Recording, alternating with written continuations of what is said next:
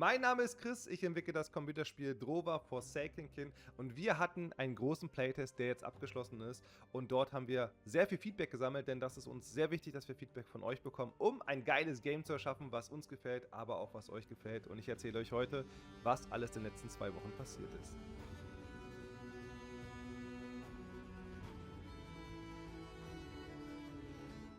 Der Playtest ist abgeschlossen. Wir haben sehr viel Bugs und sehr viel Feedback bekommen. Das Problem ist so ein bisschen, was wir hatten, dass wir nicht damit gerechnet haben, dass so viele Leute sich für den Playtest anmelden. Es waren fast 3000 Leute.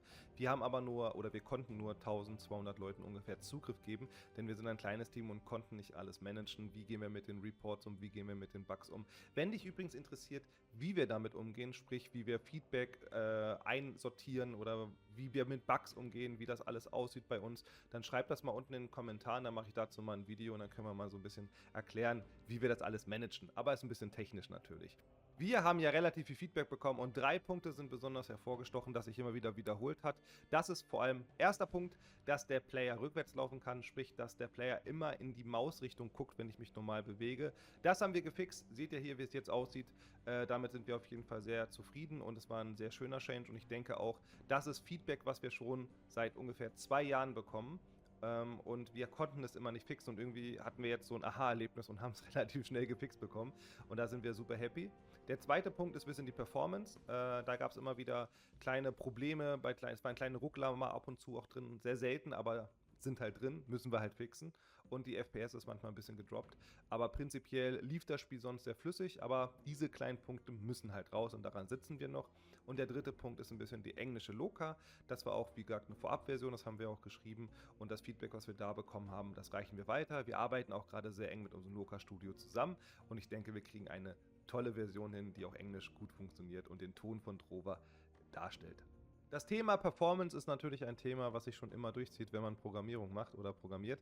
Und daran arbeiten wir gerade sehr stark, denn wir sind auch sehr intensiv gerade daran, das Porting zu machen. Und da gibt es halt ein paar Probleme und daran verzweifeln wir ein bisschen, aber wir kriegen es schon hin. Wir managen das schon ganz gut. Da fließt quasi gerade unsere gesamte Manpower rein, dass wir es hinbekommen.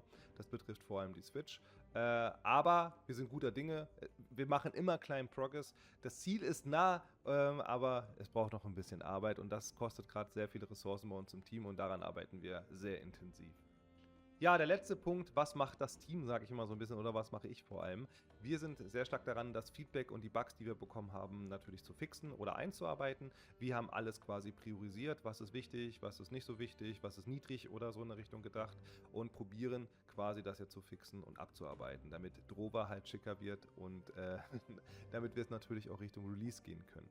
Wenn ihr aber auch irgendwie mal Kontakt mit uns treten wollt, empfehle ich euch sehr stark Discord. Da können wir auch persönlich schreiben. Ihr könnt uns persönlich Feedback geben. Wir machen öfter auch solche Sachen wie Closed Playtest. Wir vergeben irgendwie einen Key, dass man das Spiel irgendwie mal spielen kann, um uns Feedback zu geben.